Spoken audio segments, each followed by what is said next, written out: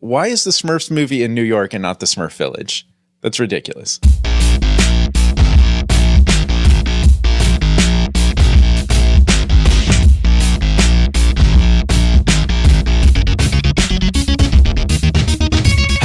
Welcome to another episode of Let's Rewatch, the show where we like to watch movies we loved in our youth and see if they're actually still any good. I'm Nick. I'm Brett. I'm Sam. And I'm Ash. And we are joined by an awesome guest. We have Patrick Edwards. Welcome, Patrick. Hi. And so Patrick is the author of the book Space Tripping. Got the copy here in my hand. So is this your first book? It is, yes. This is aliens with drinking problems. I'm getting that image in my head. Yep, yes. I would say if I were to sum it up in a single sentence, it's, if you like Hitchhiker's Guide to the Galaxy, it's that, but with rampant profanity and drunken shenanigans. Love it. And there are no fewer than 2 quotes on the book's jacket that compare you to Douglas Adams, And that's which is high praise. So Wow. And if it wasn't for that, I don't think I feel comfortable using that him in my description. Okay, so you don't want to do it yourself, but since somebody else made the connection first.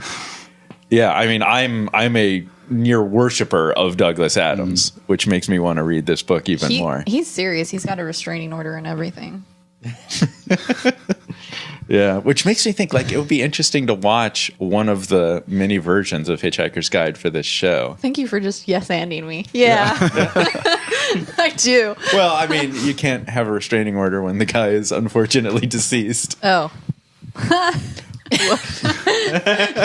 They're restraining you from his grave, but I just want to talk to him. Yeah. Of course, by that logic, like Michael Crichton is about to put out another book, which doesn't make any goddamn sense. That dude's been dead for 10 years. Wait, what? Yeah. How? It's like Tupac. Yeah. Are you a fan of Hitchhiker's Guide, Douglas Adams stuff? Yeah. Very much so. And Tupac? And Tupac. People who know me really well are laughing really hard when they listen to this because actually, yes, I went through a very, very serious Tupac phase. As in owning multiple documentaries about his life on DVD phase. Did you have a restraining order as well? Yes, I guess, yeah. From his grave. Did you ever try to rap? Oh, no. Oh, no. No comment. Plead the fifth. Which brings us to our recurring segment. Have you ever tried to rap? Nope. Did any of you see the Dirk Gently TV show? Yes, seen like 3 episodes. I really enjoyed it a lot. Yes, I really did not enjoy it. What? Okay. I love the books, but man, I only watched 1 episode though. Well, it's been fun to see you guys. Hey, we really liked it. Now? You guys really liked it? We haven't seen all of it, so don't spoil it. Nope. But we're about 3 or 4 episodes in. Interesting. Yeah, what's the tonal difference that threw you off? I'm curious. I mean, the TV show felt like hipsters trying to be interesting. It didn't feel like Douglas Adams at all. The show seems like it's a fucking like acid trip of an adventure. Like it's so. I don't want to say random because that's like the opposite of the point of the show, but Right, everything. It's things that seem like they're random at first, and then he's really good at pulling it all together. But it's cut in a way that's like intentionally confusing, and you know, it definitely feels like 2 very different people, me and the person who wrote this show, read the same book, and we both loved the book, but had very different interpretations of it. And it just didn't work with me. Huh. But you guys dig it. So I found it very enjoyable. Yeah, I'm super into it. I might have to check it out again. I also haven't read the book, so. It's been probably over 20 years since I've read those books. So, Okay. Youch. I mean, I didn't expect to come here and be on the same page with all content with everyone here. I mean, I was going crazy in my car listening to your Mighty Ducks episode as you guys just ripped it to shreds. But Meaning you like the Ducks? So no, but to be fair, I'm going to qualify that. To be fair, as you were talking about it and I was going back over it in my mind, I think similar to the movie we're going to talk about today, I think a lot of my memories are composite memories of the multiple, and I kept thinking, and I think a lot of the stuff that I remember that I liked was from the second. Yeah, Yeah. us too. I Which we think found so. out a little too late in the process. I've had a few of those conversations where everybody's just like, "What about that thing?" It's like that wasn't in this movie. Well, like Lethal Weapon, right? Does he dislocate his shoulder? Yeah. Nope. Oh, But on that, I need to call the three of you out for nobody getting Ash's repeated Night at the Roxbury Thank reference. you. Like, I've never seen She it. was pretty insistent that we understand I that. was gonna keep saying it till someone did. We should right. put that on the list, please. I need more. Chris that would be a Kattan. good one because I loved that movie. It's and so I'm good. sure I could coin flip whether today, if I watched it again, if I'd still enjoy it. Or I would just- definitely still enjoy it. I'd be interested in. I don't know that I've seen the movie. Oh, I'd be interested in checking it out. Man, it's like classic Chris Kattan and Will Ferrell, just so good. That seems like a movie that would be better with every beer. Probably. It's a movie that I think, if you lived through the 90s, it's kind of funnier now, because everyone's all nostalgia about It could the be a past. movie they make now as a flashback to that nostalgia. Yeah, exactly. I could see that. I think I enjoyed it a lot because it's from a sketch from SNL, but Yeah. they didn't try to go too big with it, or they just basically literally just took the concept and stretched it out over the movie length. Yeah, They just wrote a sketch but didn't stop Yeah. writing it. pretty much. Yeah. I wonder if it'll have any of those, like when we watched Zoolander, there was one bit about the tiny cell phone. Oh, And I remember seeing that and thinking like, oh yeah, that was a thing. Like where people were making fun of how small cell phones were. Oh yeah, And- they do that in Night at the Roxbury too, but it's the opposite because the mom's like, "Take the cell phone with you," and it's like this gigantic the Zach Morris brick. phone. Yeah, So, Patrick, I was told that you are a big sci-fi mind, a big fan of lots of sci-fi products. I'd hope so. Enough so that I wrote a book about aliens. So yeah. Okay. So it would be safe to say that you are a fan of the Alien series? Yes, I've seen them. I don't know if I've seen every single one of them, but yeah. Okay. Aliens, Resurrection. It's been a while though. Okay. They're not something you just Not throw on super for fresh light in your- watching in the background. Yeah. So this time around, we are watching Alien, the first movie. And I do want to mention that, we were talking a while about let's try and watch better movies. And I'm going to lay something on you here. Some of you already know. In my opinion, this is the best movie that has ever been made. Oh, wow. So this is going to be a heavy conversation. I think this is a perfect movie. I think it's a template for what is great about movies, how movies should be made. I absolutely love this movie. It is the best movie on celluloid. I had a brief conversation with Zach Harris about this episode. Oh no! And he What did dumped Zach all over say? it. No, I think we came to I don't know about the best movie ever, but it might be the best horror movie for sure, like undisputed. And I was trying to think, and maybe you guys can help me think of one. What's like a serious horror movie, not one that plays up the camp, but what's like a serious horror movie that might be a Sidekick of Nightmare contender on Elm Street. versus this one? Haven't seen it, but from everything I read, Get Out. I haven't seen Yeah, it we- either. But I see hear that so nothing bad, and I but saw it. amazing things. It's something like 99% on Rotten Tomatoes. I think It's- none of us have seen it. Yeah. I think maybe something like The Exorcist. It has a little bit of a date on it, but that I Yeah, think would be a that's a good contender. American Werewolf in London.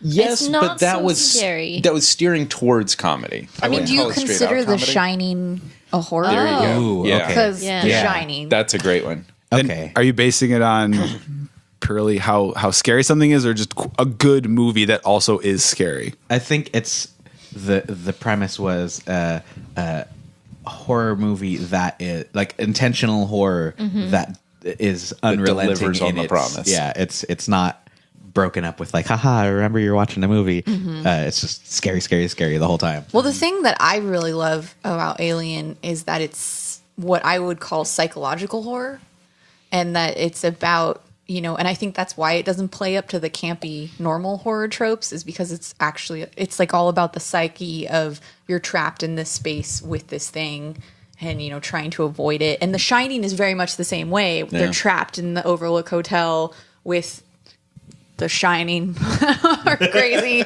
Jack Nicholson.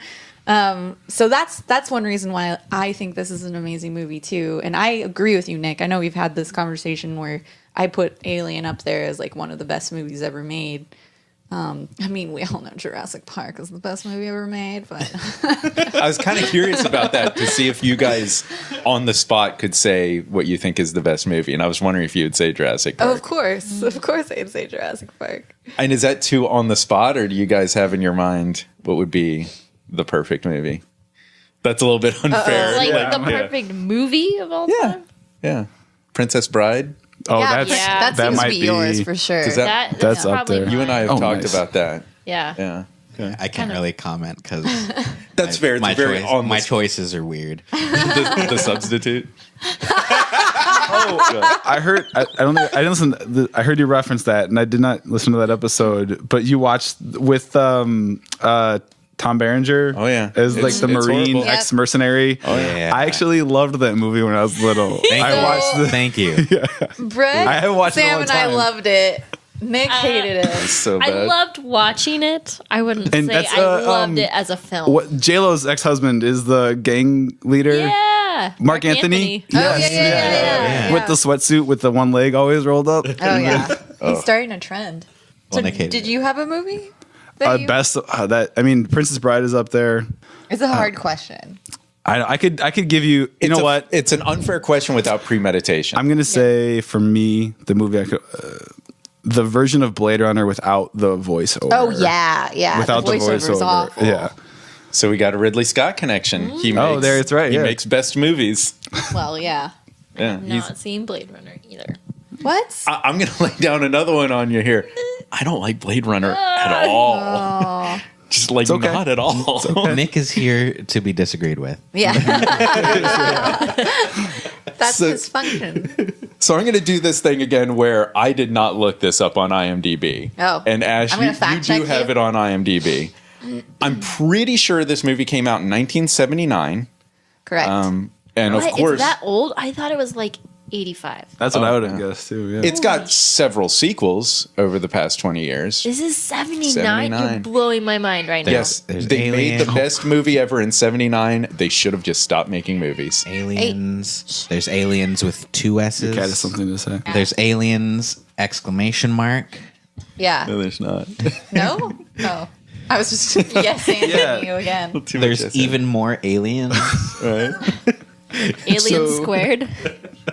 Oh, that'd be good. Well, it was Alien 3 had the superscript 3. It looked like Alien Cube, but it was Alien 3. It's like they just made a new Ring movie, and instead of calling it Ring 3, they were like, Rings. Yeah. They were trying to be Multiple. trendy in the early 2000s and did aliens with a Z. So, of course, this Extreme was, aliens. That movie was actually just about foreign immigrants coming into the country. well, it's funny you say that because the second movie, Aliens, it's got all the space marines. I can't remember her name. She was the mother in Terminator 2, but she thought she was auditioning for a movie about illegal aliens from Central America. Oh, no. And they actually, there's a point in the movie where Bill Paxton says, "You thought they said illegal aliens and you signed up." So they made a Made joke fun of based her? on her going to the audition. Yeah. Yeah. She's like, thanks, guys. Yeah. So yeah, of course this was directed by Ridley Scott. And Wrong. No, I'm just kidding. You're right. Yeah, there's no question. I was racking my brain, of course, Blade Runner. Of course, Gladiator, which is a favorite of mine. Ooh, I love Gladiator. Yeah, Gladiator's I was great. shocked at how much I loved Gladiator. Yeah. He did a version of Robin Hood. Did he? Which one did he? Which Robin Hood was his? Snape? I didn't see it actually. I just remember he did a version that I never got. Was it the around Russell to. Crowe one? Yes. If it's the Russell Crowe one, it was supposed to be called Nottingham, and it was actually supposed to be about the sheriff as the protagonist. Oh, interesting. Oh. I think it's Russell Crowe. Stop came it, in, it's that like, goddamn no, I'm the thief. hero. Like, just they made another. Did Ridley Scott direct Black Hawk Down? I don't know. Or was it Checking. And I'm pretty sure he directed Legend, which we watched. Wait, what? the Really? Will that? Smith one? No. Tom Cruise, the Tom Cruise one. Cruise. Oh That yeah, was yeah. Ridley Scott, right? And Tim Curry is like a big devil. Yeah. Like, Yeah. we did that on the show like a year Oh, ago. Yeah. so the movie 2 is years called ago. Robin Hood. That was like the our one second in episode. question. Yeah. Yeah, that's About- mhm. He directed Black Hawk Down, Was there anything? that- Gladiator, Matchstick Men. That one was yeah. good. Oh, and the Apple 1984 commercial. Oh yeah. Probably That's on here. the biggest like commercial credit anybody's ever had. Like the only one. So our stars are Sigourney Weaver, Tom Skerritt. Yeah, okay, I was. Is that how you say it? Okay, I'm a guess. Let me I was have gonna it. Let me have it. Sigourney. Sigourney. Yeah, Sigourney. It's a G. I'm not 100% sure. I know we fought about Brendan Fraser, and I know I was right about that, but I'm not quite 100% on Nick, do you call Sigourney. gifs GIFs? Yeah, yeah. We GIF? Okay, Okay. yes. Sigourney. Sigourney Weaver? Sigourney. Okay. I've always heard Sigourney. I wonder what I said in our Ghostbusters 2 episode. I think you said Sigourney as well, and we all just Just like let it glazed pass. over it. Or Yeah. like, okay. Tom Skerritt is our second star, and we've seen him in a lot of stuff, and I can't remember any of it. Like, Checking. Wait, isn't he Viper in Top Gun? Yes, is in Top Gun. He Yeah. is. Yeah, He was in okay. Ted, apparently. With Marky Mark? So John Hurt is in this, and John Hurt is this fucking movie. Like, I'm not even going to say it, but John Hurt shines. John Hurt, I think a lot of people know from The Elephant Man, and most recently from Doctor Who. He was the wartime doctor. Oh. Yeah. And he died very recently, I think. It was Yeah. might have been even Christmas. this year. Yeah. It was like December. Yeah, it was recent though. Yeah. Yeah. This one's for you, John. Ian Holm, who we know as Bilbo Baggins. Who plays me? Who plays you? Yeah. Who plays Ash in this movie. It was funny. One time we did some like double feature of Alien and RoboCop Oh, yeah. with yeah. you and Murphy. Uh-huh. So it's like Murphy is in RoboCop and you're in, And, yeah. in An Alien. And who else? I've got it written down. I'm trying not to look. Harry Dean Stanton, who will recognize, but I can't place what else he's been in. Yaphet Kotto and Veronica Cartwright, not that recognizable, but they're both great in this movie. Yaphet Kotto did some like 70s like cop shows, I think. For a second, I thought you meant Nancy Cartwright. Yeah, that'd be cool. Hey, Bart. Don't have a cow, man. Harry Dean Stanton was in Green Mile Yes, he was a little toot. and The Avengers, apparently. He's been in he's one of those people who you recognize his face, Yeah. you know he's been in probably 50 movies, but Yeah. oh, he was in that Alpha Dog movie with Justin Timberlake. I will take your word for that. Oh, he is. Okay. Yeah. Nick was like, Justin Timberlake? No. Timberlake's all right. I just Okay. didn't see that. But I can't remember the writers. The writers are well known for this movie, like Bannon and Shusett, something like that. Yes. Steve Bannon wrote this movie. But what I love about this movie, Ash, is you're looking at the Wonder who's list trying to kill of the aliens. actors and characters in this movie. There are 7 characters, 7 actors. That's all you get. Yeah. Front to start, there's no other credit. There's no other face that appears on screen. 7 characters. There's something kind of beautiful and simple about that I really dig about this movie. Yeah, that's the sort of psychological element of, a lot of the film is carried by such a small, Yeah. all of the film is carried by such a small cast. Yeah. I think about that when I think about Moon, but even Moon had like, we're talking to people on Earth through a video screen. Like, God, I love Moon, though. That's true. Yeah, Moon Well, is- Castaway, carried by there's, one. like, yes, but there's other people in the beginning and the end. Yeah, Right? totally. And it's a triumphant job he did on that movie, but I just love that the whole movie, 7 faces, that's it. And I think that really heightens the feeling of isolation and fear you feel in the movie, because it makes you, Moon, he has a connection to Earth, and so you feel like there's a possibility of him getting back there. But in Alien, it's like, no, they're out there by themselves, and I think that makes it even scarier, because you're just like, they could just fucking die and nobody knows. And one of the things that I'm sure we're about to discover is I remember specifically from Moon, a lot of the tension was actually really score driven. There's some music Yeah. in this movie, man. Yeah, and I haven't seen this in so long. I don't remember any of the score cues from this. So There is a amazing scene that I will not say until after the movie, so I don't spoil it. But there's this one scene that is so much scarier if you turn the TV off and you keep the sound on. Oh, God. And in film school, we did that, and Oh, that's cool. with just some friends of mine, and it's just like, even scarier, and just the sound design and the music really heightens it. I'm gonna wait until after the movie, and then I'm gonna guess try to predict. Yes. Yeah. I think I know the scene because I think not my class, but the class after me did that in my film school. Oh, really? Oh, And wow. I think they had to add their own sound effects and then see how close they got. Oh, interesting. But we'll see if it's the same scene. So, Patrick, you said something to me interesting before we recorded, and you hinted about it a moment ago, that there's a bunch of Alien movies. You know, there's 4 core Alien movies, and there's Prometheus. Then there's the new movie, Alien Resurrection? Covenant. Covenant. Yeah. No, not That's- Resurrection. That was That's Resurrection. already one. Oh, yeah. And that's coming out in May 19. But you said there's so many that you've seen, they kind of blur together sometimes. I have not seen Prometheus. I've seen the first 4, but yeah, it's probably been 10 years since I've seen one of them and really sat down and watched it. So yeah, it's, I'm thinking, yeah, you're picturing, different scenes from different ones and you forget. Yeah. So you might be quasi remembering something now that's in Alien 3. Right.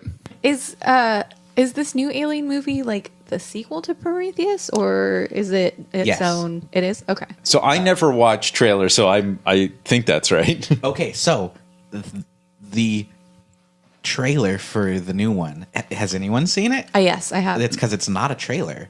It's a prologue. It's What? I heard there was a short that transitions them. yeah. It's Interesting. Well, maybe I didn't see I the would same get into. trailer then. I've been going Nick's route lately and not watching for movies that I know I'm want to go see. I'm going to go see. I've not been watching trailers just because these days They just tell you the whole story. they tell you everything. It helps nobody. yeah. This one has no story cues. It's just like picks up from where at the end of Prometheus, and it's like 2 or 3 minutes, and man, I was sucked right back into it. So Wow, that's might be awesome. worth looking up. I would pay a significant amount of money to be able to go into a theater, memory erased, watch Prometheus, and not know it's connected to Alien. That's what happened to me.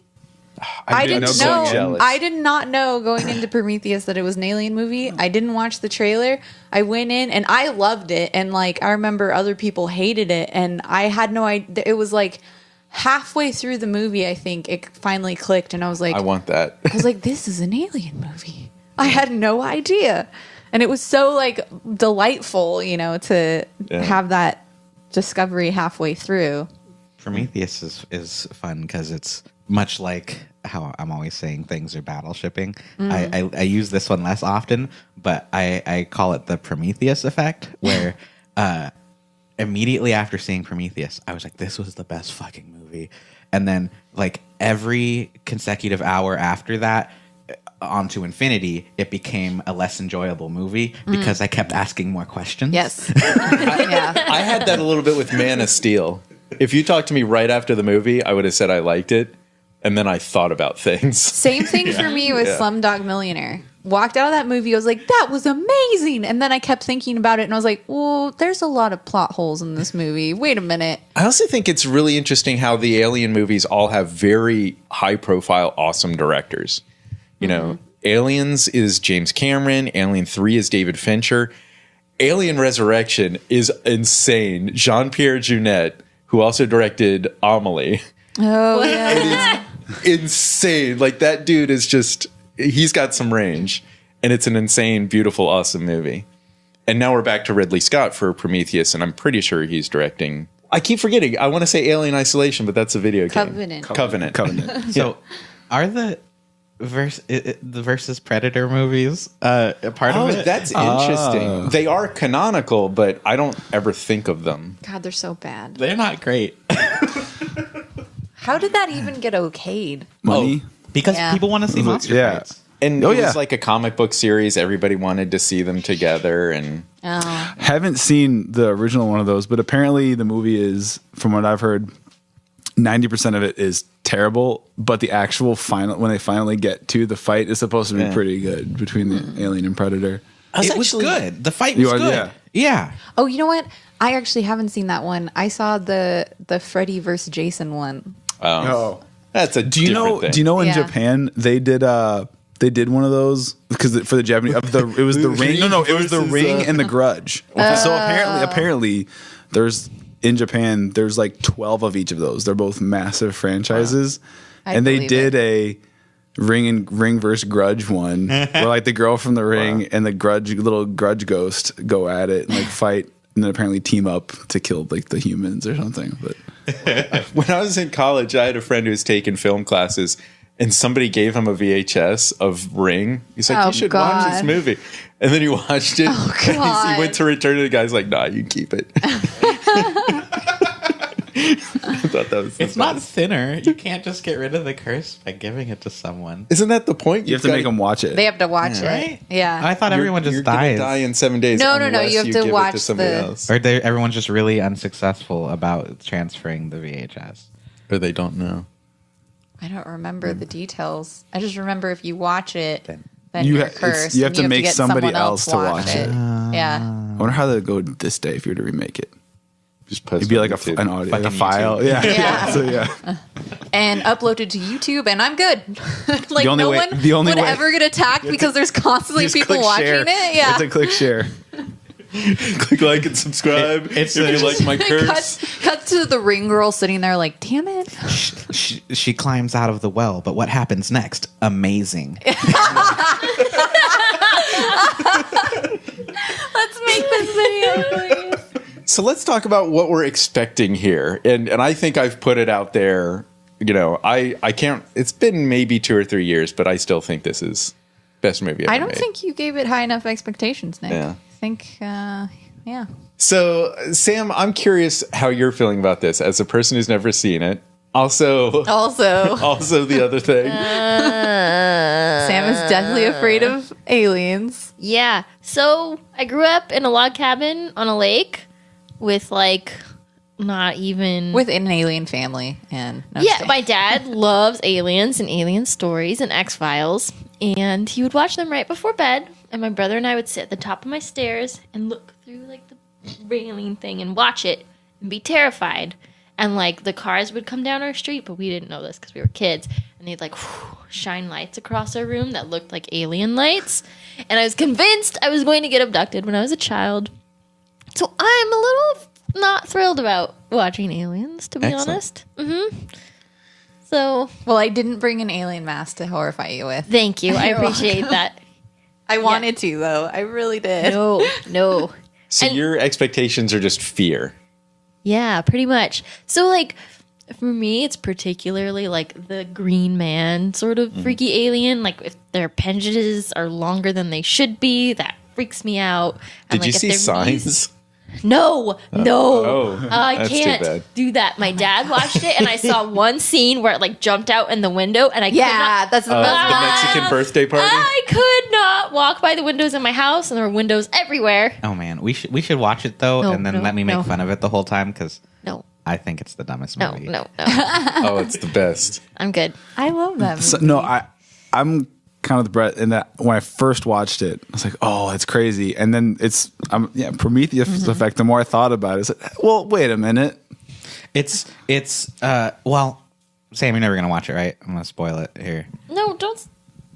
Don't spoil it. Don't spoil it for our Don't spoil viewers. it. I don't care about me, but Well, the viewers, Viewers are viewers? definitely- listeners. this Sorry. is this Podcast is the watchers. spoils cast, is what this is. The aliens were not that hard to beat. The whole like on the radio. Oh my god, the aliens are taking over the world. We can't stop them. And then like, how did they stop that fucking aliens? Think Swing about away. it. They just beat them up. No, it's That's more not than what that. happened. That alien was on the ground, prone, being fucking murdered before the thing happened. Okay, he was winning that fight well, yeah, hands I guess down. so. with a stick. So here's what I love about that movie, and what I love about a lot of Shyamalan movies is there's this story that you've heard a million times. We've seen War of the Worlds. We've seen alien invasions. You know, we've seen superhero movies. We've seen these stories before. But what he gives you is one tiny corner of a story you've seen before. It's War of the Worlds, but we're just watching one farmhouse. Yeah, That's what I love about that. me too. I think it really boils down to the alien's weakness. Yeah. So but That's that baseball the bats. thing. Everybody, and the other one. Yeah. Yeah, that's the thing. A lot of people I've heard have a problem with. It didn't bother me when I saw the movie. I'd be curious to see it again and see if it bothers me. But there's also like Joaquin Phoenix is like so good in that movie. Like there's Yes. a lot of good, I guess I'm willing to overlook that little detail. A little detail. Well, Let's all go to right. a planet where the places actually have a humidity of over 100%. Like, think about it. So what do you expect? Well, maybe that wasn't the thing that killed him. Maybe it was the baseball bat. Maybe you're right. Oh my God, they've got baseball bats. They've got heavy wooden sticks. So Brett, what do you expect from Alien? You've seen it. So long ago. Okay. I loved it when I saw it. I have memories of it that are like 2001, which is just Accurate. stunning visuals. And if I get nothing else out of the movie, the stunning visuals, I think, will sell it for me, because I remember a few of the shots, and it's just like, holy shit. Good, The good set and cinematography. prop work is amazing. in this Good movie. props, good sound design, scary alien. Like the craft of it is so good that the story doesn't have to be. And I know the story is going to be good too. So I'm excited to see it. Okay. But yeah. Wait, isn't there a cat in this movie? There is a cat. Jonesy. Oh I don't no. remember that. Oh wait, yes I do. no. Oh. Anyway, Now I'm scared for me and the cat. So what do you It's not expect, John Ash? Wick. oh I know I'm gonna love this movie. The alien just shoots the cat. Sigourney's like, "You never should have come here."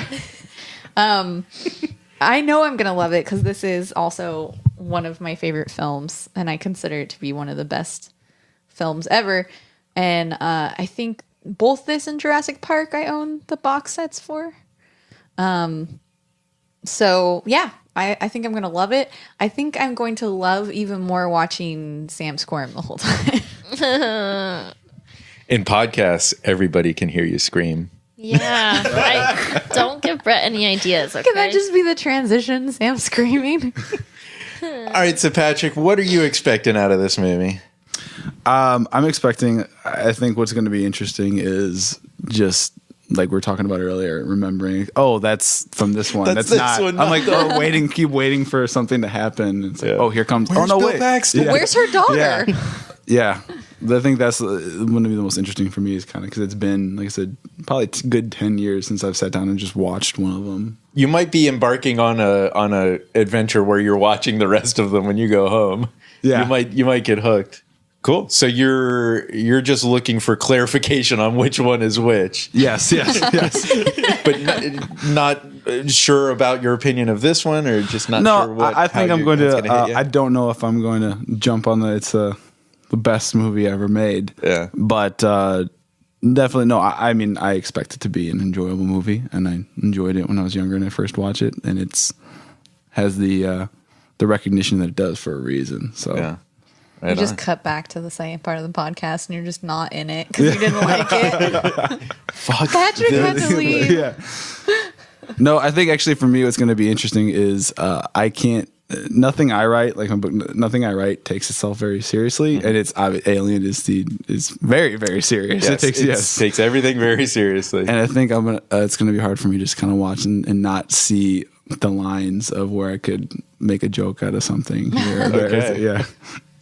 we might I'll do my inspire best. a I'll new be book. good. No, I'm good. I'll keep it zipped up. Like the alien turns into a drag queen or something. Right on. So we are going to stop and watch Alien, and so you might want to check the movie out and join us after you finish.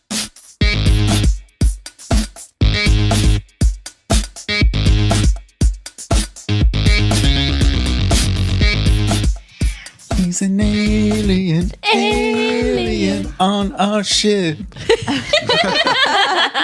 Nailed it. So we just watched Alien, and I think we should address the elephant in the room.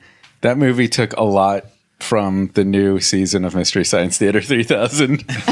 Patrick, I think at one point you mentioned that, or was it Ash? It was who mentioned, me. Ash mentioned that. I was like, basically, the beginning of this is the same plot as the beginning of the new and I'd Mystery already Science. thought of that. Yeah. It's like in a ship hauling ore, get a distress call. They go in to investigate the distress call. Things go wrong. Yeah. Felicia Day shows up. And an evil woman traps him on the dark side of LV 426.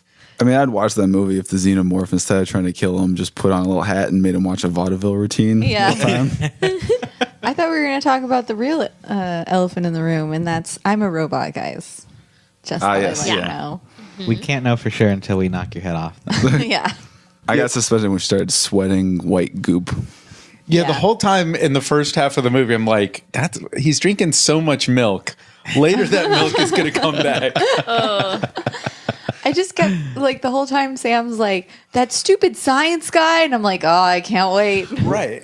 Wait, while we're on him, I'm gonna because I have you see it a lot in science fiction. He's the science officer. You see that all the time. There's a lot of things that are science. So, Like medicine, Yeah. geology. Medicine. Yeah. He's in charge of the computer. everyone else apparently. is incredibly specific roles. Like you have a pilot who just flies a ship. You have the two guys that all they do is repair the ship. But the science officer has literally 27 jobs. Yeah, that was like the what was this like? He's the science officer. When it comes to science, Yeah. it's up to him. It's like you're in space, dude. I just realized I was going to make a crack about how he's just the stand-in for all of the blue shirts on Star Trek, but he actually had a blue uniform. He literally was science division. They did all have blue uniforms, didn't they? No, I think Ash just had the blue uniform. No, Ripley was wearing blue. Oh, she had that dark blue jumpsuit Yeah. at some point. He had like a light due blue. to the color correction, everyone was wearing blue. Yeah. That's It true. was a very blue movie. Except for the guy wearing the tropical shirt. Yeah. Harry Dean Stanton. But yeah, the whole time I felt like you guys were building a case about how the plot was flimsy because they kept doing stupid stuff. And the whole time I'm thinking it's because he's a robot and he's under orders Yeah. to bring back the alien. Yep. And then all of that makes complete sense. You Yeah. said you guys. I think it, It was was just Sam. me. Yeah. Because I was the only one who didn't know. Yeah. But also, I feel like I can't speak for everyone, but in the event where there's something from space has attached itself to the face of one of our crew members, and it's just like, oh yeah, we literally have a rule for that. Stay out. And then the one dude's just like, no, we'll let him in. Like, I don't care if he's a science officer. I Where's- say, shut up.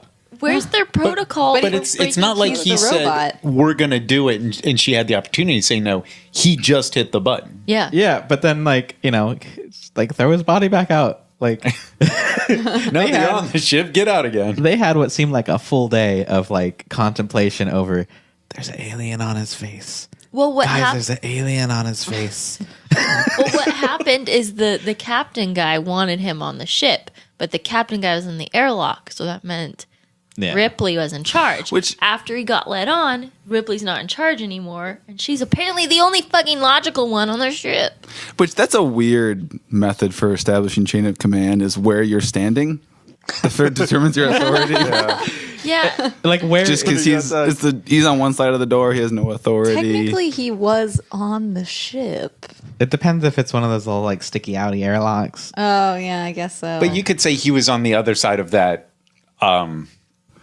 that situation. It's like if Yeah. you're a kid and you're playing like knights and kings. Like I'm in the throne, so I'm the king. Yeah.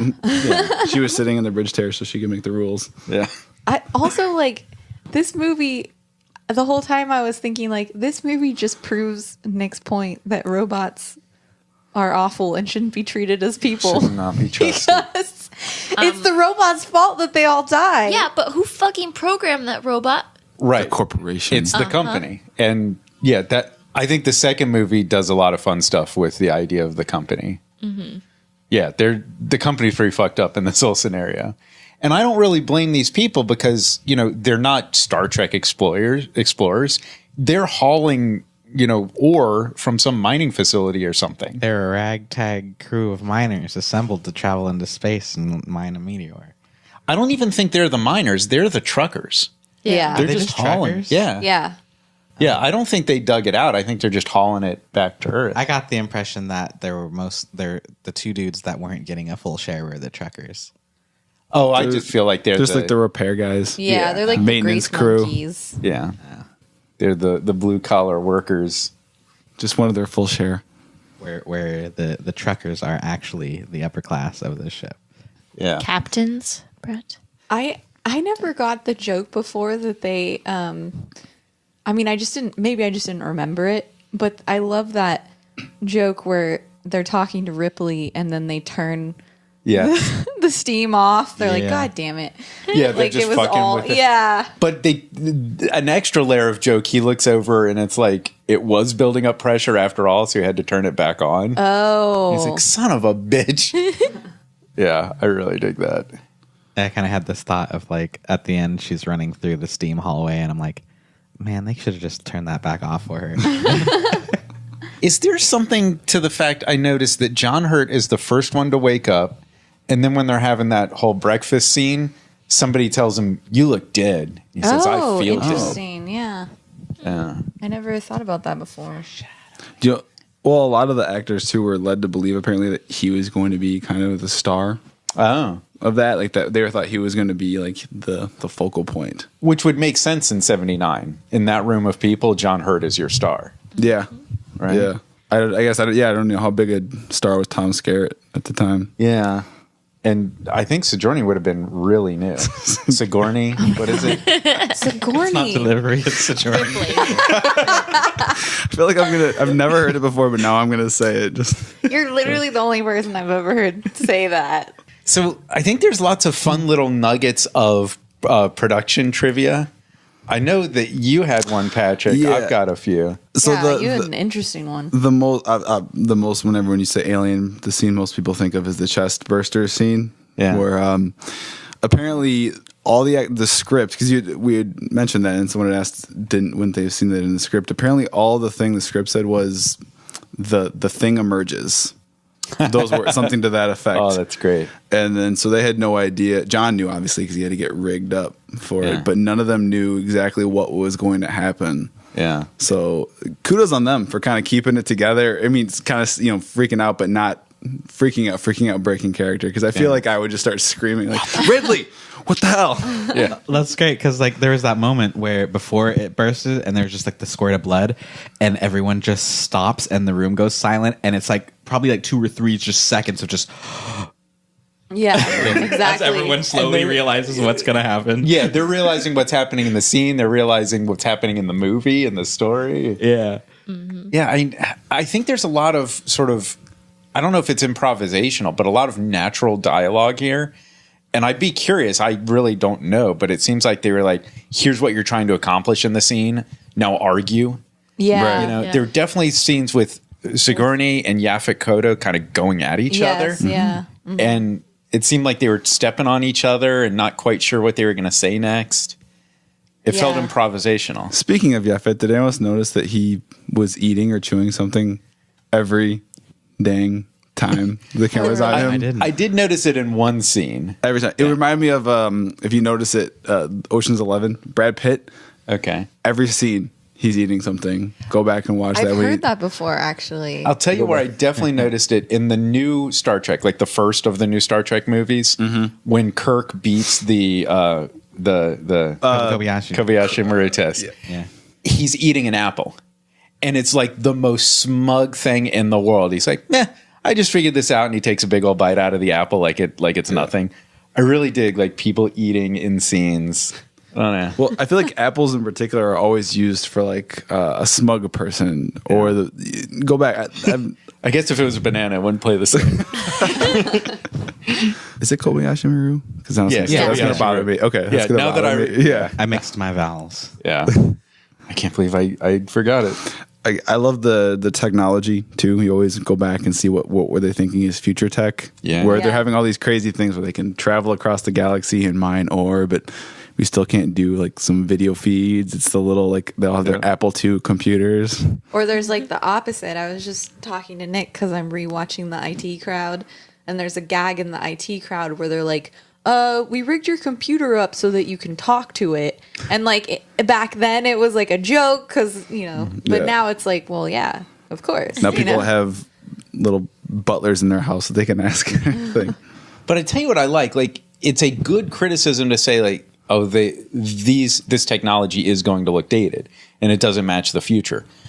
But the style and the design and the atmosphere projected by the technology they had in this really does something for that story. First of all, it feels like a working class ship, Oh yeah.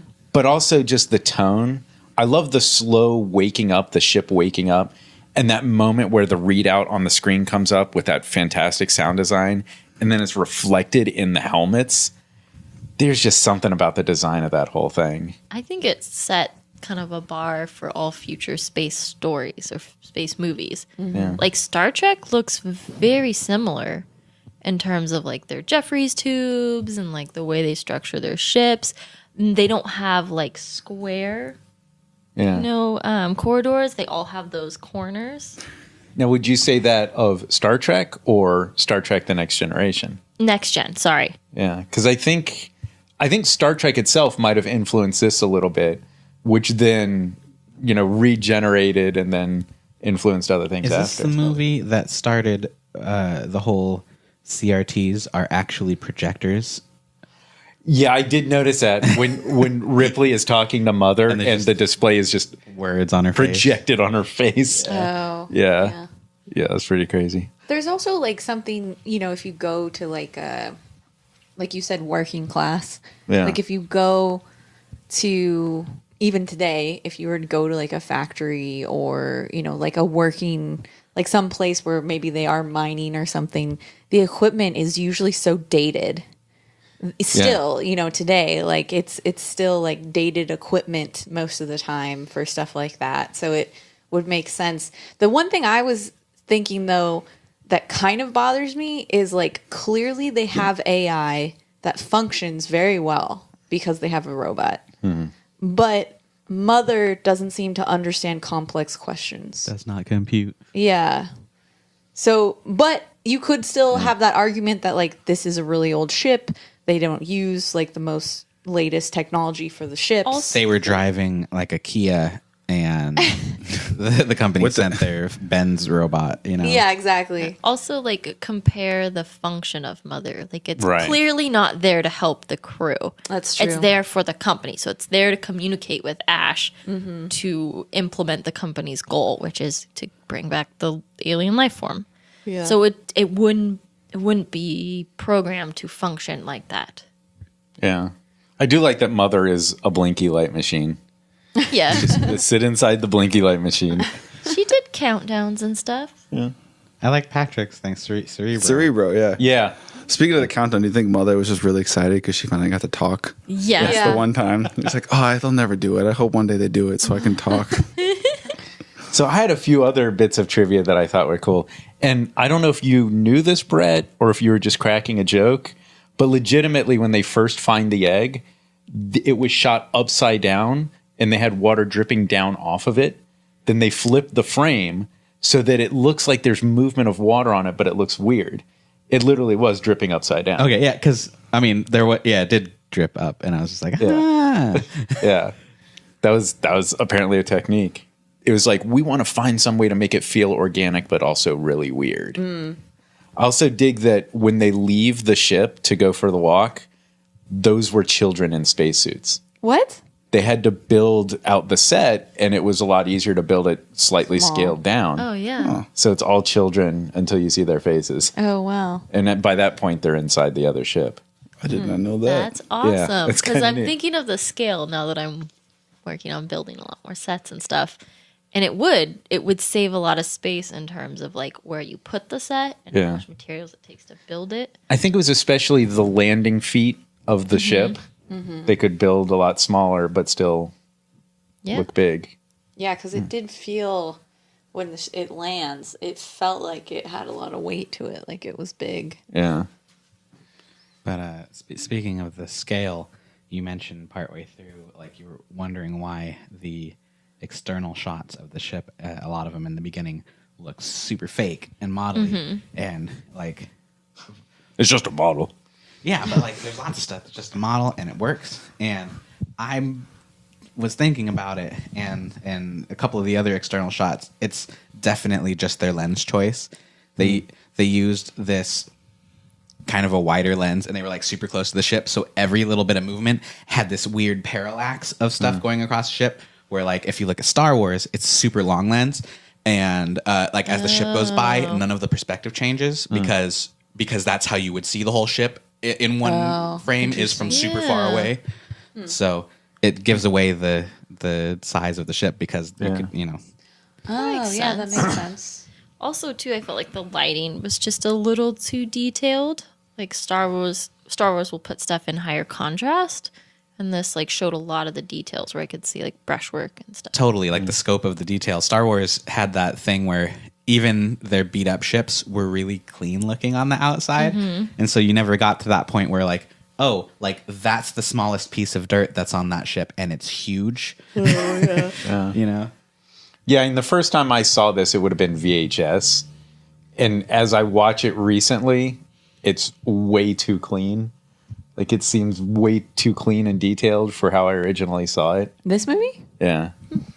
Yeah, it's kind of striking how clear some of these shots are. Yeah, I was thinking there's some like green screen, like through the window sort of stuff from the cockpit that I was like, I mean, it's pretty impressive considering it's 1979. Yeah. Yeah.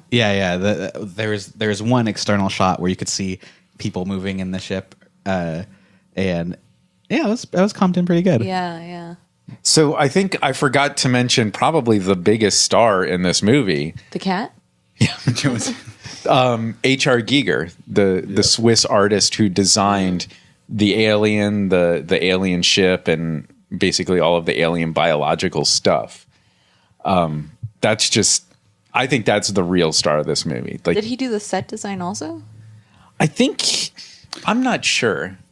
You've got. I don't know. like I you have don't an know if he answer. was like on set, but yeah, I mean, yeah, like you said, it's all his artwork was the key inspiration for. I would designing. bet that, Ridley Scott, being who he is, designed a lot of the sets. But Giger would design the alien stuff, I would assume. There's a very specific look to Giger's artwork that you definitely see in this movie. Yeah, because I was just going to make the comparison with the set design. It really reminds me of Blade Runner. Yeah. Where it's like, here's the future, but here's the nitty gritty, It's a dirty realistic future. Yeah, Especially nowadays. It's the next gen filter. But also, nowadays in film, everything is so CG. And I think the thing that I like about Blade Runner in this movie is that it's not CG. It's all real objects. I liked this one thing that I've heard from a few VFX people is that the times that you spot CG, you're just spotting bad CG. Yeah.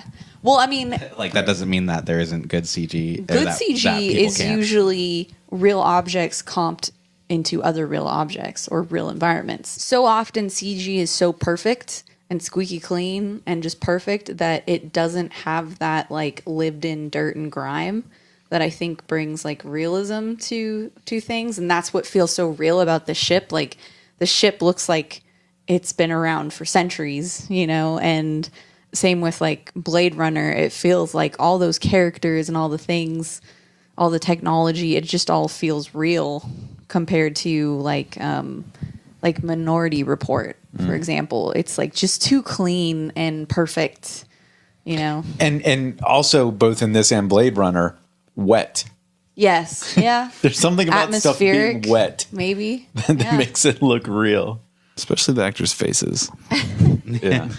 Yeah, I'm still disturbed by when he walks into the raining chain room. Yeah. It's like, what is that The room? purpose? Is it like engine coolant? It's like, what is it that's falling from are you standing underneath the bathroom? Like, why is there water pouring? through Captain this room? Dallas has very particular tastes. Was the cat in stasis? How? Because like they all woke up and we didn't see the cat with them in stasis, and the cat's just out and about. I would assume so because she was putting it into a tube at the end. Yeah. But that was just a guess so. person tube. Yeah, I think it was probably just curled up with one of them in there. Probably with her. With her. Yeah. She obviously cared more about the cat than anybody Not else. too much. It's supposed to be her cat, but the cat doesn't seem to like her, and she doesn't seem to like take a lot of responsibility for Well, the the cat's cat. been through some shit in this movie. I know. She's being chased and put in a box and tossed down hallways. Watch Terry Dean Stanton get dismembered. with like Which deep was- interest. Yeah, that was an awesome shot. I see stuff like that and really wonder how they get those performances From the cat. From the cat. Yeah. Yeah. It's like backing off and then it's like really focused and like think it hisses at one point. They had a does dozen the cats. motions. Each one was trained to do exactly one thing. Maybe. Yeah. Maybe, yeah. That makes sense. The thing that I find, I don't know, really alluring about these movies is the biology, the life cycle of the alien. It just captures my imagination. Actually, I was wondering about that. I've seen this movie several times, and this is the first time that it kind of popped into my head. Was the one on the escape pod the same alien? Yes. But hear me out. It could have been a different alien because the alien could have gone around and we don't know what happened to Dallas. Based on this movie, you're right. But if you include what we learn in the second movie, the queen lays the eggs. Oh, okay. So no queen, no face hugger. Gotcha. Also, No, I was just saying the science officer, Ash, robot Ash, called them a perfect being. It's a pretty inefficient reproductive cycle. You got to have the egg, then you got to have a warm body to incubate, to attach to the face hugger, and it's got to have the right biology to incubate your baby. I don't know that I think it's very forgiving in the biology of the creature because it's incubated in humans. It incubated in the space jockey, the giant thing in the beginning. And in Alien 3, it incubated in dogs. But I'm saying it requires you to have some living mouth. living Yeah. thing. Yeah. And that's the thing I find really fascinating, that you get a different creature based on what it's incubated from. Because the aliens in Alien 3 are very different aliens because they incubated in a dog, which I think is absolutely fascinating. Like they're a little bit like, which kind of forgives the fact that this is clearly a dude in a suit. It's the xenomorph mixed with human in this case. Oh, interesting. And in Alien 3, it's xenomorph mixed with dog. I love that. Oh, is that what those four-legged alien thingies are? You may have seen clips from Alien 3. Yeah. Yeah. They or maybe move of Big Dog. I'm just kidding. Was it? that's the science officer. I know it was it Alien. Nick, do you know, was it Alien Resurrection where the alien gets sucked through like a quarter-sized hole in the spaceship or something? Yeah. Man, I missed out on an awesome Twitter handle, Science Officer Ash. That'd be pretty cool. Wah, wah. I also really dig the idea, and I don't know if it was really clarified in this one, but what they do is they open the mouth, then the little mouth comes out, and pop, instant lobotomy. They just crush your skull, instant lobotomy, so the host is alive. No Country for Old Men style. No control. So that then it can be incubated with a baby, but because it's instantly lobotomized, that's why the alien doesn't eat the people. It's just looking for hosts for babies. They got like a Tony Sugar in space. Yeah. Yeah. I don't know. I really dig that. I love the whole life cycle. I love rules in science fiction, and it's got a cool set of rules. Yeah. It does break one of your rules. Okay. This movie breaks a rule? She gets into that spacesuit awfully quick. Yes. And to clarify what that is, that was one of the biggest problems I had with Gravity. Because in Gravity, she gets out of a spacesuit way too quick. Like, that's just completely impractical. And this, I'll take the criticism, but it's also the future, where Gravity was meant to be basically the spacesuits we have now. Yeah. You know, if it's the future, I can believe they have easier spacesuits. Just like fucking Velcro Nikes. Just it's on. Yeah. Your jacket is now dry.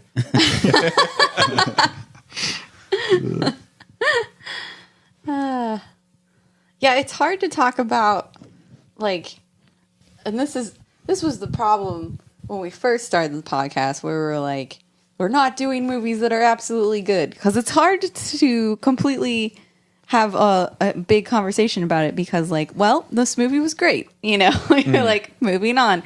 But it really is a phenomenal film, and it's amazing that it, I think the reason why I put it up there with Jurassic Park too is both of those films really hold up today. I feel like, I don't know, how do you feel about that, Sam? Because you're the one who hadn't seen it, but I feel like this still really holds up. Yeah, absolutely.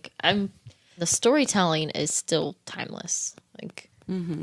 This could easily come out today. Same dialogue, same plot, Yeah. The only difference if it came out today, there'd be a whole scene with somebody just like a 20-minute scene of exposition dialogue explaining every little thing. And the action Yeah. scenes would be a lot faster today. Yeah.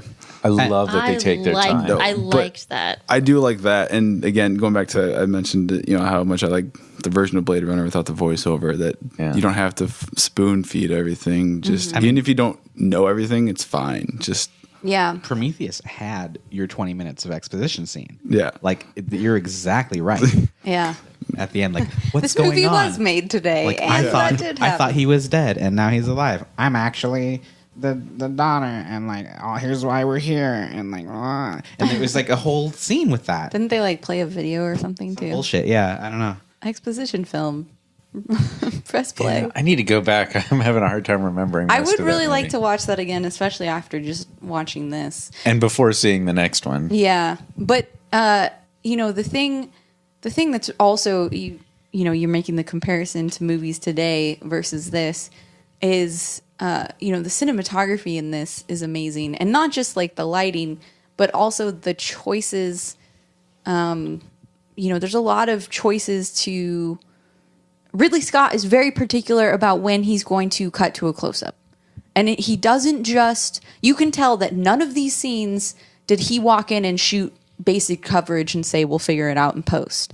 The cinematography in that aspect, you don't see that really very often, in my opinion, anymore. Like, no offense, I'm going to pick on the Marvel films, but the Marvel films a lot of times are a bunch of people sitting at a table, and because it's boring, the camera is dolling, the entire time that they're talking about exposition.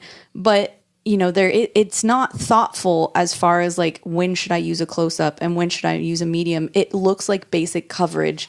They just fool you into thinking that it's fancy by having the camera dolling the whole time. Totally. I was going to comment on that too. Like in film school, that was one of my instructors' things was like, you cut for a reason, for a storytelling reason. Totally. And now I feel like a lot of times they cut for pacing. Yes. As opposed to like Absolutely. heighten the story. Yeah, and I've had directors tell me, like, I've had those comments like, I feel like the pacing's off and there needs to be more cuts. And it's like, well, the cut shouldn't dictate the pacing necessarily. The beats in the story should dictate the pacing. Yeah. Well, it's interesting to see an action film, or what I would consider an action film, without that quick cutting Absolutely. pacing. And it totally works. And it really builds your suspense, right? Because there were times where you were sitting on the couch here, like huddled back, because it's like this slow burn wide shot of her walking around, by herself. And that's so much scarier than a bunch of quick cuts, and then we don't cut to a close up of her till she like almost turns the corner and runs right into the monster, It's Hitchcock, not Michael Bay.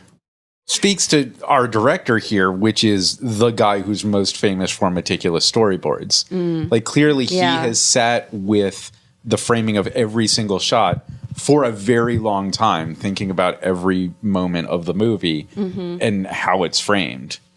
So everything you see here is very careful and very, very much planned.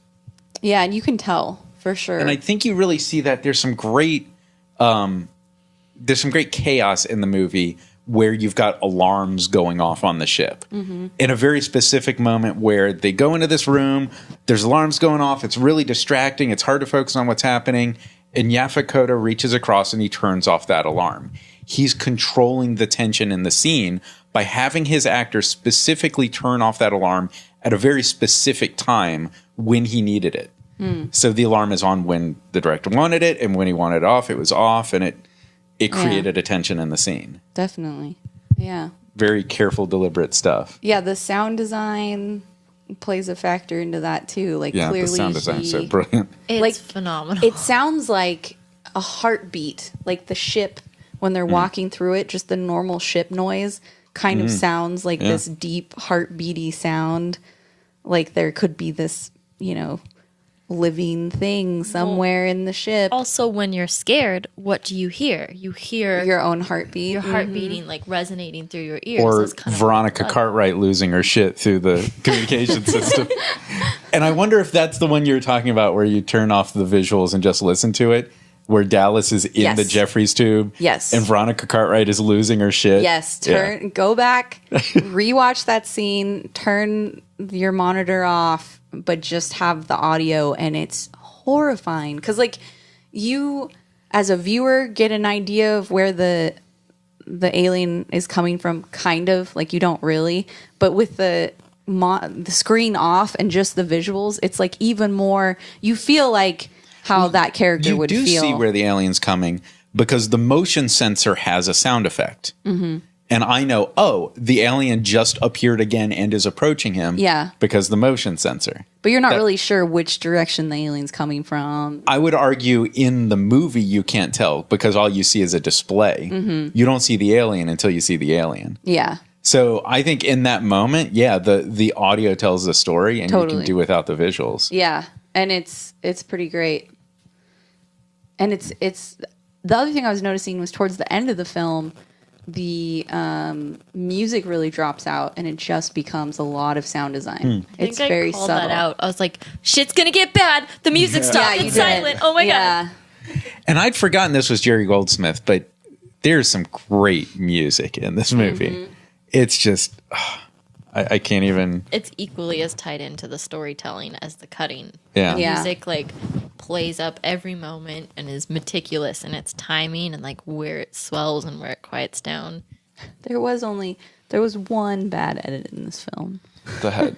The head. Yeah, the cut. The hard cut. Is the arm perfectly? I feel like they should have switched to a different angle. It seemed like they were trying to do a matched cut on the same angle. They were trying to do a match cut of the fake Ash head to the real Ash head in the same framing, same angle. Yeah, change the angle. Just change the angle and the illusion would have worked. They did an arm wipe. It was her They arm tried wipe. to do an arm wipe, yeah. That one kind of felt like a post decision. Like they had Maybe. a cutaway and then just like, oh, this is weird, this doesn't work, and then Maybe they ended up with that, and we're just like, I guess this is better. Yeah, that's a good point. Maybe they had could a be. cutaway they couldn't use. So I want to just get the deep end of your claim at the beginning of the movie. Okay. Because this is the main discussion, I think. Is it the best? Is this the best movie ever made? And no. Good night, everyone. But it's Well, then you have to offer up. You can't make that claim and not offer up something in return. I like where you're going, but that's not true. no. This isn't a comparative thing. It's more of like. There's an area where I think this film is lacking that I've seen other films excel, and specifically what we were talking about earlier with the special effects not working in some places, and even the weird head thing. There's movies that have the future thing. I'm thinking 2001, where the world is so complete and they sell it 100% of the time that they. If they would have sold it 100% of the time in this, I might be on the best movie train. But 2001 has that weird like 12-minute acid trip. The ending, even. yeah, but it's So wait, are you saying that 2001 is your, or you're just using it as an no, example? I'm using as an example of where this movie could have had improvements. And if your movie can have improvements, it's not the best movie ever, just by definition. I would argue that maybe Godfather. That's a candidate for Damn, sure. that's a good movie. Yeah, Yeah, because That's like considered as far as like the top 100 movies. That has Raging been Bull number has one. beat it out. Yeah, But- Casablanca and Citizen Kane are definitely Casablanca. What's with you today? up there. Casablanca. I think that's how they say it the in House of Blankets. the movie. Oh, really? They got that like transatlantic. But yeah, Godfather. The reason why I pull Godfather out is because of the deliberate pacing, like you were talking about. Yeah. Well, I believe in Godfather. I America. think Godfather really widely is accepted as the best film ever. And if you By a look lot of at people. IMDb's top 100 movie, it has been Godfather's been up there forever as Well, number AFI, one. I think it's number 2 on AFI. Oh, really? I mean, I would argue, though, in my opinion, that I think this movie is better than 2001: Space Odyssey. And that's my opinion. Yeah, a better, more enjoyable story, more fleshed out characters, more engaging. Between the two movies, I would be on your camp, and I understand you look at 2001 and you see why it's such a well-known movie and well-regarded, but for me, I didn't like the ending of 2001 actually. But it felt like I know that's blasphemy. I don't know. It kind of No, and I don't think So that's many not, people aren't buying your book now. yes, No, I'm just kidding. yeah. I mean, that's not the point. So I many was people trying already to aren't make. buying it. Maybe it was dialed in and looked the way they intended, but they were also just playing with video feedback. Like they were playing with ingredients they had in the shop. I don't think 2001 Where is the this best was movie. aspiring to something. You're right. I'm And- sorry. I'm twisting your words. You were just using it as an example of doing something It better. did one thing better than this movie. But I disagree that it did, because if you're the best guitar player in the world and I hand you a guitar and you tear it and it's perfect, and then I say a more enjoyable, engaging, inspiring piece of music includes 5 other instruments and you can't do those as well, that doesn't mean that isn't a great piece of music. Like you're reaching and maybe you fall short in a few places, so this had a story to tell and it had a goal. And maybe it's hard to shoot a robot head in 1979, but they did the best possible version of that. Where 2001, while it was like this dialed in visual effect, what were they trying to say? it was very experimental. Yeah. Yeah. So there's no there. I also don't think any, there's going to be inherent issues with any film, right? Yeah. So maybe, like saying if there's something wrong with the film, therefore it's not the best movie ever made. Maybe that doesn't apply to any movie. Maybe there's always something wrong. Well, it suggests that somewhere there's a better movie with no flaws. I mean, flaws are subjective too. Yeah. Like certain people Yeah. feel one way and certain people don't. We're trying to say you're wrong. Like Well, my, Oh no, it all it's how it makes you feel, right? It's because the two that have been brought up before, that are two of definitely my top are Blade Runner and Princess Bride. And Princess Bride, actually, if we want to play the game, I'm Plenty of having flaws in trouble. Princess I'm Bride. trying. Really? As far as production, sure. Oh, okay, yeah. Like when Andre the Giant picks up a paper mache rock, like I'm engaged with the story.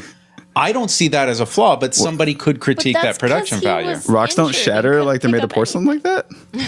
Yeah. No, but like that movie has a lot of nostalgia for me personally, because I remember watching that when I was little, and then different things are funnier. You enjoy different things as you get older about it. But so that one, and then I don't know, Blade Runner. It's also science fiction like this, but something about that always just really stuck in me. Yeah, And ignites I your mean, imagination. I think if you can watch the final scene of Blade Runner and not be like emotional when he's in the teardrops in the rain scene, there's something you're wrong with basically you. Ash. The robot. Yay. I bleed milk. Yeah.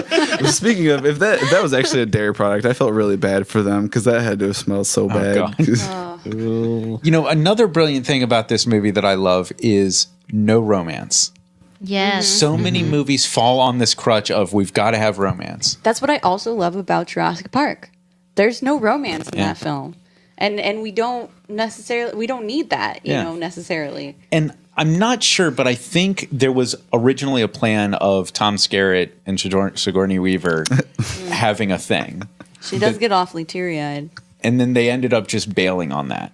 Thank but goodness. looking at what's on the screen, it's so much better Yeah. than all these movies that feel like they need to inject a romance.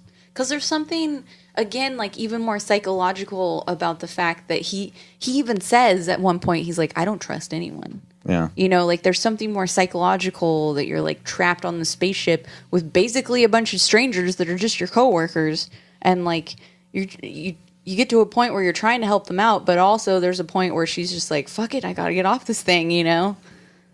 It's kind of crazy. Puts you in a different frame of mind than if you had like an emotional attachment to that person. Yeah. Because it puts her in this like sort of just survival mode. Yeah. I think it also makes it easier for you to imagine that you're her, Yes. no matter who you are. Exactly. Like as a viewer, you're like, she's saying the right thing. Nobody's listening to her. Oh my God, no! Like this shouldn't have happened. Ah. So And Yeah. if there was like a weird romance, you know, I feel like that would have taken me out of it. Like, oh, I hate that guy. He didn't listen to her. Like, you know? Yeah. Yeah, in a weird way, you kind of don't have much of an emotional attachment to any of the characters, but you kind of do because like you said, they just leave enough room for you to connect with her, but there's not enough room for you to really feel too much, you know. I feel like I have a connection with her, not because of who she is, but because I develop a respect for her. Totally. Yeah. You know, as being the person who's sensible and trying to control the situation. Yeah. You know, I enjoy Parker, Yaphet Kotto, because he's like just the guy trying to get the job done and trying to get his fair share. You know, he's just a guy at work, you know. Yeah. But some of the others, like Kane, you never know well enough to develop opinion.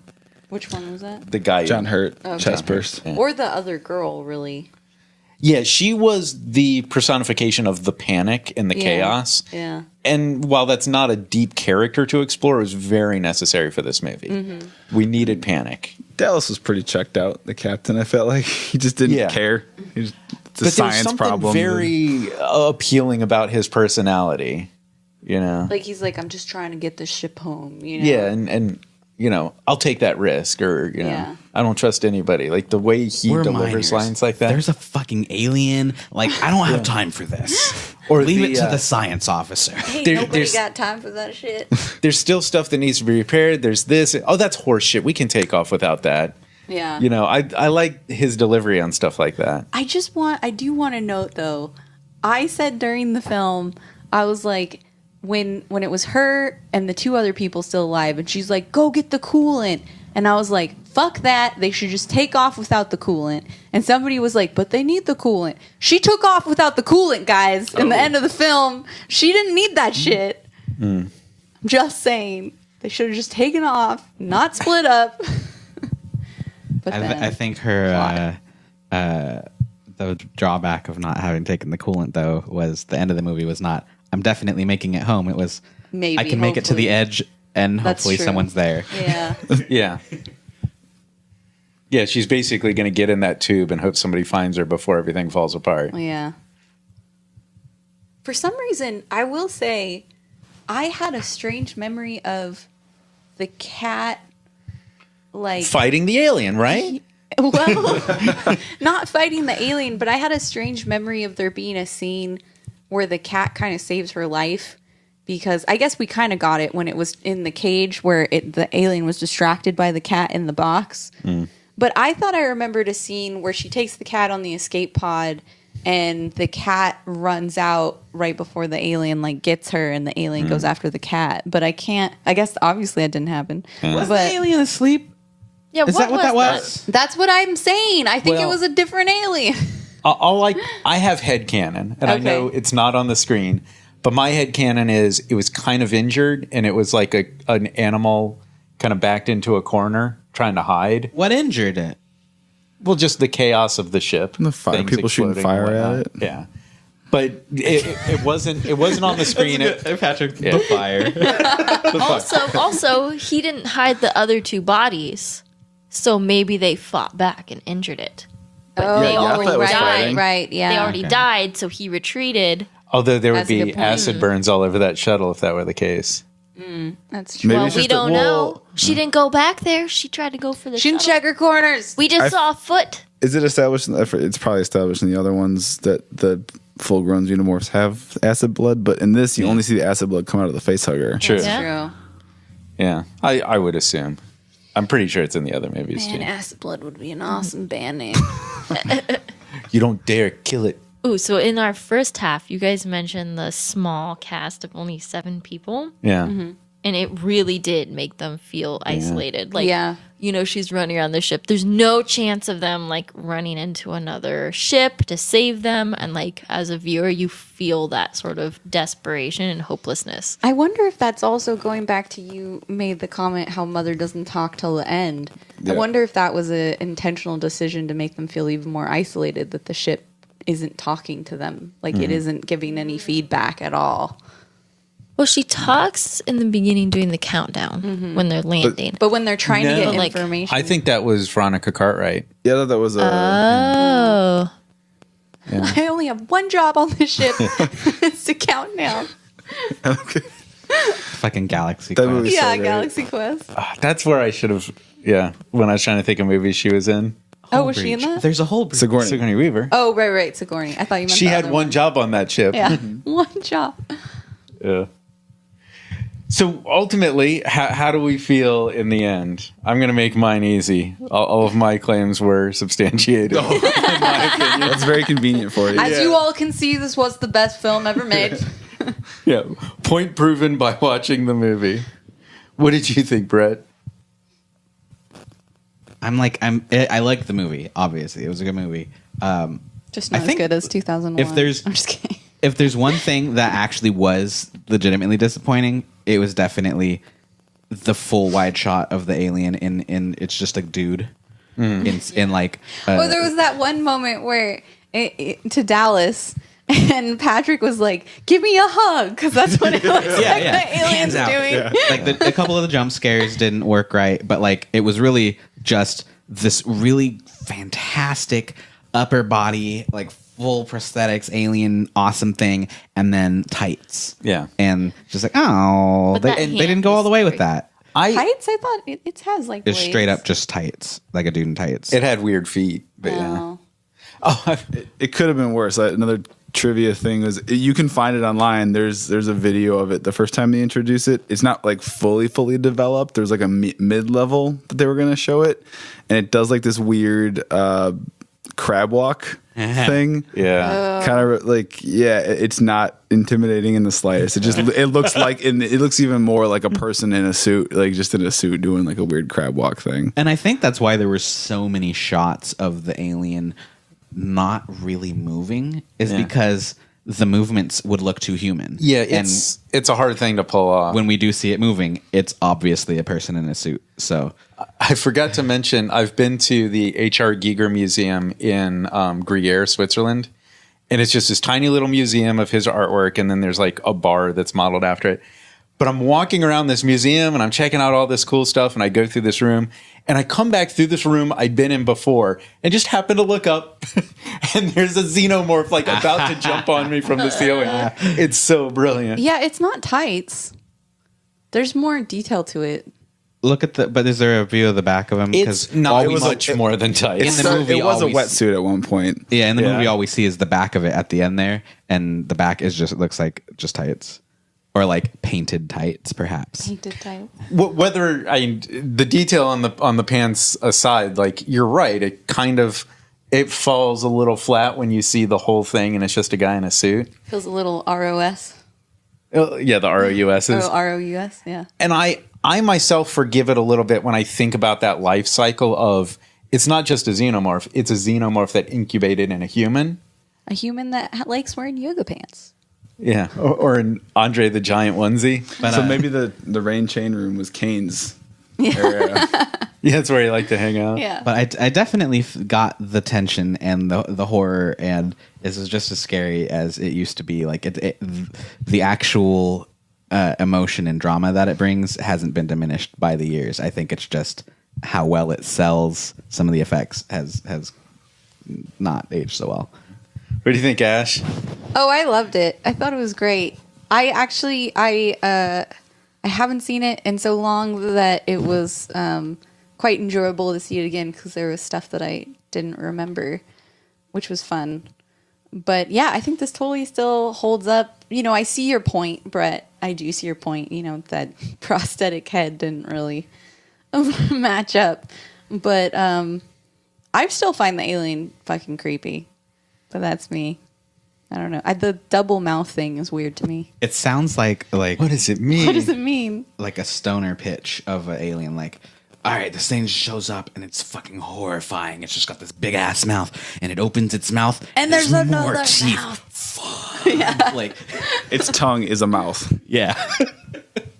All right, so Sam, having never seen it, Yep, I'm the noob. it's a perfect movie, right? I liked it. I would definitely not say it's the best movie ever. But its storytelling is really fantastic and really well crafted, and you can see the care and like thought that went into it, and you feel that as a first time viewer.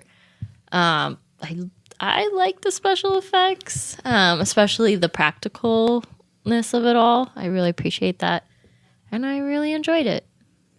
Excellent. Can I just intervene? I googled alien because I wanted to look at pictures of the alien suit, the alien yoga pants. There is a fragrance inspired by Alien, and you can buy it at Nordstrom's and Sephora and Macy's. Now, is that specifically the xenomorph alien, I or don't just know. like? I think that's just generic alien stuff. Generic alien. That looks like maybe. Stargate more than alien stuff. I'm just saying, you can smell like an alien. Everyone wants Yes. to. All right, so Patrick, what did you think? It's an excellent movie. And as much as I was, end. but no. As much as I was, you know what's funny though is actually my impression of it is a little bit higher than it was going in, because I think there was some hokiness that got in there with the especially Alien Cubed and Resurrection, Yeah. and I think a lot of that was bleeding back into this. Oh, But yeah. no, it's as much as I was giving you a hard time and nitpicking some stuff earlier about the movie, but no, it is an excellent movie. You can see how it influenced, especially for the time, and how much it influenced so many other science fiction properties. Did it influence you? No. Yes, I'm sure. I'm sure to some degree. It's one of those things where there's not really much of a my book's pretty referential to a lot of pop culture. It's I'm sure it's in there. It was floating around in there somewhere, but. No, if you guys check it out, you'll see it's much more of a lighthearted romp. It's very, very different vibes. Alien, Do you have like a elevator pitch synopsis of like what the book's all about? Am I Sure. putting you on the spot? No, it's fine. I've had to do a lot of these. As far as like actually the plot, essentially, an alien trucker. Hey, that's relevant. There it is. There it is. They get an emergency communication and they go to a planet. They find it. Wait a minute. Parallel thought. No, but he drunkenly crashes on Earth. He tries to steal a human trucker's truck because he thinks it's a spaceship. They both get abducted, forced into service to work off debt to this corporation. And of course, things don't go the way they're supposed to. Cue the wacky hijinks. Nice. That's great. Sounds pretty fun. Sounds amazing. Mm-hmm. I was doing some signings. I had some parents come up with their kids because it's colorful. You see the color and the cover and everything, and you're like, this is I was not like, for well, children. here's what I said to them. I said, well, and they'd say, well, mom, especially if the kids if they were noticeably under 10, I said, no, probably not at all. If they were kind of in that junior high range, I would say something effective. Here's how I would describe it. There's PG-13 action movie violence level in it. Some gunfight stuff, like nothing crazy, nothing too graphic. There's no nothing adult in that regard. Taking out But prepositions, the raunchy sex scenes, no. But taking out words like and, the, is. 4-letter words are probably the most prominent. So I'll leave that up to you, mom and dad. What you allow them to say, but Very diplomatic Yeah. of you. In your... Some language to be redacted from the 10-year-olds. yeah. I would love to see the parent that just doesn't get it. They're like, what do you mean 4-letter words? You just tell them a thug. Yeah. No, but Just look them Brett, straight in Please the turn eyes. that into the song in between. Cool. So I'm excited about checking out the book. I've Yeah. got a long plane ride ahead of me, so I'll have that on hand. hope you like it. Yeah, I think it's good. I got copies and koozies, and then can I go ahead and where people can find it? Dude, Go any do the plug information you thing? want to Yeah, share, yeah, yeah. please. This throw is it all an out there. unlimited time podcast. You can say Okay. whatever you want. So, yep. Well. Again, my name is Patrick Edwards. The book is Space Tripping. You can get it on Amazon, Target Online, Barnes & Noble Online. The publisher directly, Inkshares is the name of the publisher, and stores. I don't. Yeah, it's in stores. Bookstores, It's in Oh, cool. some Barnes and Nobles. It's in some independent bookstores. Have It's you kind gone of, to a bookstore and seen it? Yes, Oh, that that's was really so awesome. cool. So I did try the. I feel really bad asking for it though because it feels really lame to walk in and ask for it. But Excuse me, do you have my book? yeah, but that was an interesting process just learning how that whole thing works. Like Barnes and Noble in particular, they buy them kind of in bulk from like a central distributor, and then all the individual stores stock themselves. So the managers, Oh, so the Like, they go- manager of managers this go store on goes and- to the Barnes and Noble hub and says, Yeah. "I'll take this." so like ones where I did signings would have a bunch, and then some might not have it at all. But that's really cool. Is I've had friends or family, they'll be traveling and they'll find it on the shelf, take a picture of it, and fun. send it to me. That's always really That's really always neat. cool. Yeah. Is it available on Kindle? Yes, ebook and paperback. Yeah. So I went to the National Air and Space Museum like the week after Al Bean, like my favorite astronaut, was there doing a book signing, and I missed him. But they had some on the shelves Yeah. that he had signed when he was there. That's so cool. That's not So I was able to buy it. that's actually a good idea. If I walk in, if I Yeah. kind of go up and Just say, "Hey, random ones. do you want me to? Do you want those?" Yeah. And if I go to a store and see your book, I'll tell them the same thing. Yeah. Oh yeah, I'm the author. I'll sign it for you. Yeah. Yeah, I guess that backfires quickly, doesn't it? Well, my picture's on it. Oh yeah. And That's true. All I need is a gas can and an axe. Yeah. Just like There you go, in your yeah. picture. I think we were talking about that in something else. Basically, I wanted an author picture that was as much the opposite of the traditional sitting by a fire with a cardigan and a dog Nice. kind of thing you see Yeah. as possible. Though that would have been incredible, that whole thing, but you had like an alien mask on. Yes, That would have yeah. been an incredible author picture as well. Yeah. So please, if you're interested in that stuff, check me out. And obviously, you like the Laugh Stash TV products. I'm a big fan. That's how we connected. Yeah. But when are we going to get more Let's Drink? Soon. There is a queue. There is a queue. Yeah. I have been working on it. Actually, the video game episode with Holland Farkas is so close to being done. I'm actually the guy who does the audio for me, he like mixes the audio, has been working on a feature film. So he's like, I don't have time. So that's kind of why it's a little behind. But Make sure you guys support. These are some professionals here. Ash just did that whole thing and didn't break while the dog was licking her foot the whole time. oh yeah, Gross. That was impressive. No, the professionalism was impressive. I would not have been able to do that. well, I have a dog now, so I just don't give a fuck anymore. Like Patrick said, this is part of the Last Stash TV network of content. If you like the show, you'll probably like our YouTube channel where there's Let's Drink, the drinking show, and then Other things. What's the cooking one there's called? There's Hunger Games. Hunger Games. And then there's video game parodies. We just released our Fallout 4 parody. So please go give it a watch. It just hit 5,000 views recently. yeah. And then if you also like us, you can follow us on Twitter. You can follow Laughstash at Laughstash TV on Twitter, or you can follow this podcast at Let's Rewatch on Twitter. And we do fun movie polls from time to time where we let you choose the movie. And so recently we just did one and Matilda won. And then we just did another one and Romancing the Stone won. But if you want to help choose the movies, please follow us there. And thanks to everyone who tweets at us. And thanks, Ralph. Just thanks, Ralph. Hey, do you have a Twitter handler? Yes, I do. Ash is going to laugh. I do. I know it. It's at Rambling Waffle. And the story for that, I promise, is too long and not as entertaining as it sounds like it might be. But yeah. If you liked our podcast, please give us a shiny and wonderful glowing review on iTunes or Google Play Music. Or we'll proudly accept your 1-star reviews if you don't like our Trump jokes. And we'll be doing this every 2 weeks, so make sure your subscriptions are up to date and join us in 2 weeks for another Let's Rewatch. Yeah, next time we're going to be watching Orgy of the Dead. Oh. Just when you thought all of the deads were taken. Someone made a Dead of the Dead. A zombie that eats. It's like double zombies. They only eat other zombies.